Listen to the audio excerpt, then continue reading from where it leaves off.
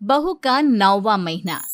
सुमित्रा जी की बहू रितु प्रेग्नेंट थी और अब उसकी प्रेगनेंसी का 9वां महीना चल रहा था। रितु का पति देवेश उसका काफी अच्छे से ख्याल रखता था, लेकिन प्रेगनेंसी अपने आप में ही एक अलग ही वक्त होता है जब एक औरत कई तरह के बदलावों से गुजरती है।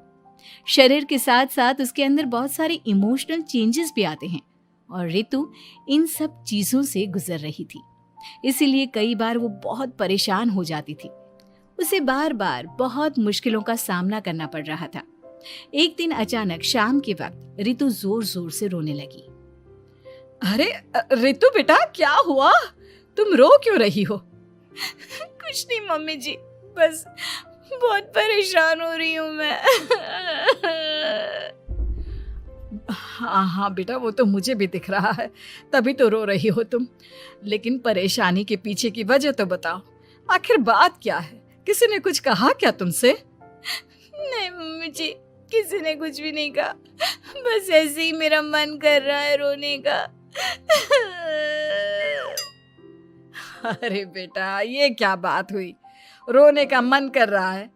अरे तुम माँ बनने वाली हो, अगर इस तरह रहोगी ना तो बच्चा भी रोने वाले नेचर का पैदा होगा। तो फिर मैं क्या करूं मम्मी जी? मुझे बता अपने दिल की बात, मेरे साथ शेयर कर कि क्या परेशानी है। वो क्या है ना मम्मी जी, मैं अपने पेट की तरफ देखती हूँ ना तो अजीब सी घबराहट होती है। अरे लेकिन क्यों बेटा? तुम्हारे पेट में तो तुम्हारा आने वाला बच्चा है, इसे देखकर तुम्हें खुश होना चाहिए। मम्मी जी वो क्या है ना, मेरा पेट इतना बड़ा हो गया है, शरीर की हालत ऐसी हो गई है तो सोच सोच कर डर लगता है कि मैं कभी फिर से पहले जैसी स्लिम और ब्यूटीफुल हो पाऊंगी क्या। अरे बेटा, ये तो कुछ दिनों की बात है, सब कुछ बिल्कुल पहले जैसा हो जाएगा। कुछ दिनों के बाद तुम्हें चिंता करने की कोई जरूरत नहीं होगी। रितु, क्या हुआ? तुम बार बार करवटें क्यों बदल रही हो? रात के 2 बज रहे हैं, सो जाओ ना अब। देवेश, नींद नहीं आ रही है, मैं ठीक से सो नहीं पा रही हूँ। अरे ये क्या, तुम तो उठकर बैठ गई। इस तरह बैठे बैठे पूरी रात बिताओगी क्या? क्या करूं देवेश, पेट की वजह से जैसे ही लेटती हूँ अजीब सा लगने लगता है, ठीक से सो भी नहीं पाती। तुम एक काम करो, अपने पेट के बगल में एक तकिया लगा लो, तुम्हें ठीक से नींद आ जाएगी। वो भी करके देख लिया, अब तो लगता है जब तक बच्चा इस दुनिया में नहीं आएगा मैं ठीक से सो भी नहीं पाऊंगी। रितु, बच्चा आने के बाद कौन सा चैन की नींद सो पाओगी? कम से कम अब तो आराम कर लो। तुम सो जाओ देवेश, मैं बैठे बैठे ही अपनी नींद निकाल लूंगी। और फिर कुछ दिन के बाद सुमित्रा जी के घर पर कुछ परिचित लोग मिलने के लिए आते हैं। मम्मी जी, आप उन लोगों के साथ बैठकर बातें करिए, मैं सबके लिए चाय बना देती हूँ। अरे नहीं नहीं बेटा, मैं कर लूंगी, अभी तुम्हारी तबीयत ठीक नहीं है ना, तुम आराम करो। अरे मम्मी, घर के छोटे मोटे काम तो मैं करती हूँ ना, चाय बनाने में कैसी प्रॉब्लम? अच्छा ठीक है, अगर कोई परेशानी नहीं है तो बना दो चाय। अरे ये क्या बात है सुमित्रा जी, आप तो दादी बनने वाली हैं। हाँ जी, बस ठीक ठाक तरीके से मेरा पोता या पोती इस दुनिया में आ जाए तो चैन हो जाए। सही कहती हैं बहन जी, एक औरत के लिए ये वक्त बहुत मुश्किल होता है। वैसे बहू की तबीयत तो ठीक है ना? हाँ हाँ, तबीयत तो ठीक है, बस ऐसे ही थोड़ी बहुत परेशानी है जो इस वक्त होती है, उसी से गुजर रही है। पहली बार माँ बन रही है ना, कभी कभी परेशान हो जाती है। सुमित्रा जी रिश्तेदारों से बात करती है और उन्हें काफी देर हो जाती है। रिश्तेदारों के जाने के बाद, अरे रितु बेटा, तुम अभी तक किचन में काम कर रही हो? मैंने तुम्हें मना किया था ना, इतनी देर खड़े रहने की क्या जरूरत थी? मम्मी जी, वो मुझे लगा रात के खाने में देर हो जाएगी, इसलिए मैं साफ उधर बिजी थी तो मैं खाना बनाने लग गई थी। अरे बेटा, तुम तो बिल्कुल कुछ भी नहीं समझती, जरा अपने पैरों की हालत तो देखो। हाँ मम्मी जी, मुझे भी ना पैरों में बहुत भारीपन लग रहा है। ये भारीपन नहीं है, ज्यादा देर खड़े रहने की वजह से तुम्हारे पैरों में सूजन आ गई है। अब कमरे में जाकर आराम करो, चलो। और सुनो, अपने पैरों के नीचे ना तकिया लगा लेना, सर के नीचे मत लगाना, ठीक है? अपने कमरे में जाने के बाद यार ये प्रेगनेंसी भी कितनी अजीब चीज है, कभी रोने का मन करता है, कभी हंसने का। घर में सब मुझे बहुत प्यार करते हैं, लेकिन प्रेगनेंसी की जो प्रॉब्लम्स मैं फेस कर रही हूँ वो मैं किसी को नहीं समझा सकती। ये सब कब ठीक होगा? और फिर एक रात अचानक रितु नींद में उठकर बैठ जाती है और अपने पूरे शरीर पर खुजली करने लगती है। देवेश की आंख खुलती है और वो रितु को इस तरह खुजली करते हुए देखता है। अरे क्या हुआ रितु, तुम ठीक तो हो ना? पता नहीं क्यों देवेश, लेकिन अचानक से पूरे शरीर में खुजली हो रही है। दिखाओ जरा मुझे। अरे लेकिन तुम्हारे शरीर पर तो कोई मच्छर के काटने की या किसी तरह के रैशेस भी नहीं है, फिर खुजली क्यों हो रही है? लगता है ये भी प्रेगनेंसी की कोई नई प्रॉब्लम है। अरे अरे परेशान मत हो, मैं मम्मी को बुला कर लाता हूँ। सुमित्रा जी के आने के बाद अरे क्या बात है बेटा, इस तरह क्यों खुजली कर रही हो? अचानक से क्या हो गया तुम्हें? मम्मी जी ऐसा लग रहा है जैसे सर से पैर तक पूरे बदन में मच्छरों ने काट लिया हो। अरे लेकिन इसमें रोने की क्या बात है, चुप हो जाओ, सब ठीक हो जाएगा। हाँ मैं बहुत परेशान हो गई हूँ, बस अब जल्दी से बच्चा इस दुनिया में आ जाना चाहिए ताकि मुझे इन सारी प्रॉब्लम से मुक्ति मिले। ऐसा नहीं कहते रितु, माँ बनना तो दुनिया की सबसे बड़ी खुशखबरी है और ये सारी परेशानियां तो सबके साथ होती है। जानती हूँ, लेकिन फिर भी क्या करूँ, रात को सो नहीं सकती, कभी पेट भर के खाना खा लेती हूँ तो उल्टी करने का मन करता है, ज्यादा देर खड़ी हो जाती हूँ तो पैर में सूजन आ जाती है, ज्यादा देर बाहर घूमने भी नहीं जा सकती वरना टॉयलेट की प्रॉब्लम।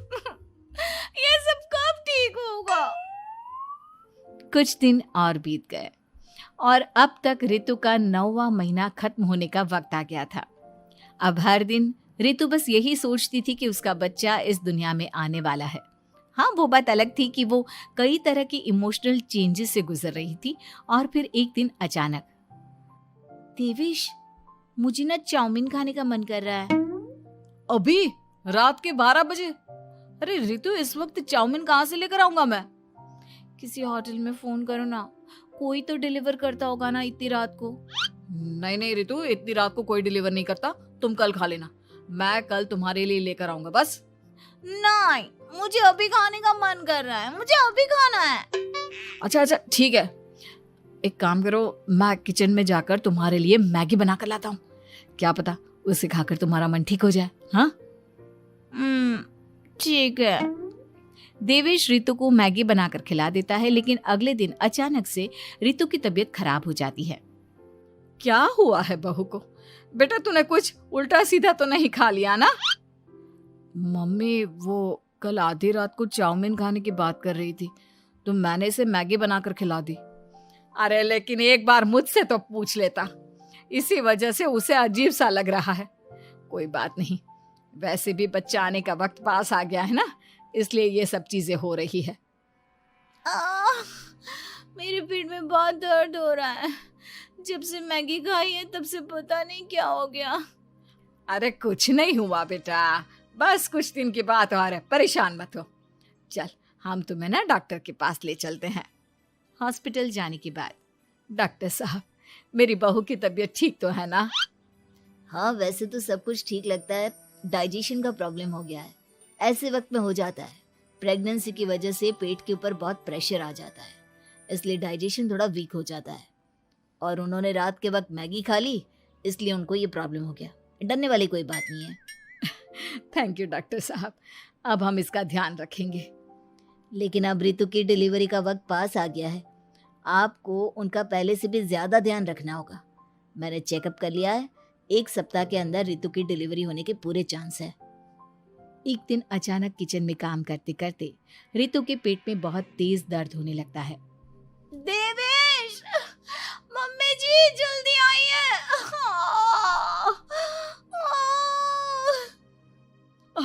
अरे क्या हुआ बहू, क्या हुआ तुम्हें? बहुत दर्द हो रहा है मम्मी, मेरे पेट में बहुत तेज दर्द हो रहा है, मुझसे खड़ा भी नहीं रहा जा रहा। इधर आ जाओ रितु, मैं तुम्हें बेड पर लिटा देता हूँ, सब ठीक हो जाएगा। बेटा, मुझे लगता है इसकी डिलीवरी का वक्त पास आ गया है। अब हमें रितु को हॉस्पिटल ले जाना होगा। वैसे भी डॉक्टर ने कहा था कि 1 सप्ताह के अंदर डिलीवरी कभी भी हो सकती है। मुझे बहुत दर्द हो रहा है, ऐसा लग रहा है जैसे मैं मर जाऊंगी। प्लीज मुझे बचा लो देवेश। अरे रितु, घबराओ मत, ऐसा कुछ नहीं होगा। हॉस्पिटल पहुंचने के बाद आप जल्दी से रितु को एडमिट करवा दीजिए और आप लोग बाहर वेट करिए। नहीं, मुझे बहुत दर्द हो रहा है। रितु, समझने की कोशिश करो, सब कुछ ठीक हो जाएगा। रितु को लेबर पेन शुरू हो गया था और वो काफी तकलीफ से गुजर रही थी। एक बच्चे को जन्म देते समय औरत जिस तकलीफ से गुजरती है उसे सिर्फ वही समझ सकती है। रितु की तकलीफ को देखकर देवेश भी काफी इमोशनल हो गया था। रितु को इस तरह चीखते देखकर उसे बहुत दुख हो रहा था, लेकिन आधे घंटे के बाद जब डॉक्टर अपने हाथ में रितु और देवेश की छोटी सी बच्ची को लेकर आया तो रितु के चेहरे पर स्माइल आ गई। रितु, ये देखो, तुम्हारी और मेरी नन्ही सी बेटी। ये तो एकदम परी की तरह दिखती है। दिखेगी क्यों नहीं, एकदम तुम पर गई है ना, इसलिए। लेकिन मम्मी, उसकी नाक तो मेरे जैसी है। अच्छा ठीक है, नाक तुम रख लो, बाकी सब मेरे जैसा।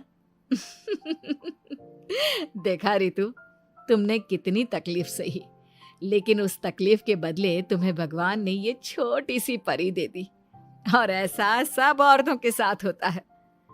तुमने बहुत हिम्मत रखी है बेटा, और इसका नतीजा आज हमारे सामने है।